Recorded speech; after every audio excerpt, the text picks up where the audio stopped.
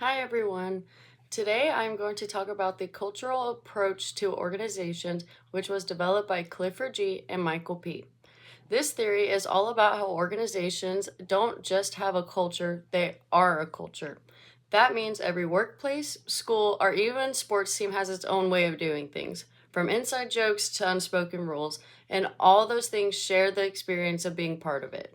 The cultural approach to organizations looks at workplaces like they're little societies. Instead of focusing on the structure or hierarchy, this theory says that if you really want to understand an organization, you need to study its stories, rituals, and traditions.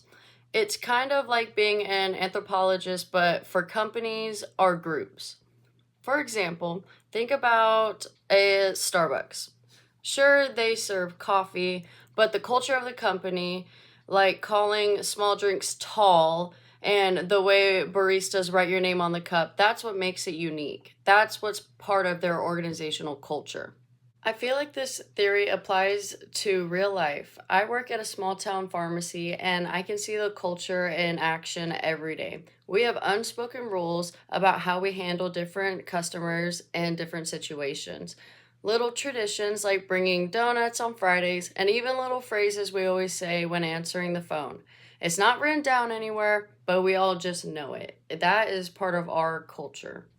Before learning about this theory, I never really thought about how much culture affects the workplace, but now I see that these shared behaviors and traditions shape how employees interact and even how customers feel when they come in. So, is this theory testable?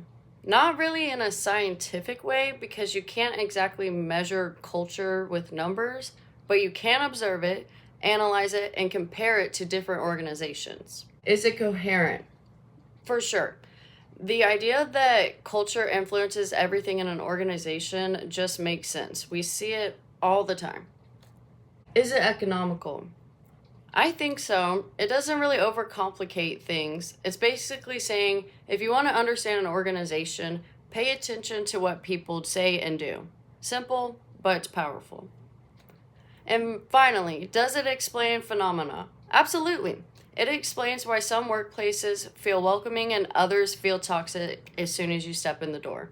It also helps explain why certain companies struggle with change because breaking old traditions isn't easy.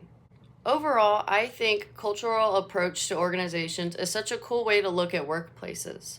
It makes me want to pay closer attention to the little things that create culture, whether it's at work, in a friend group, or even in class. Thank you for listening. Killed that.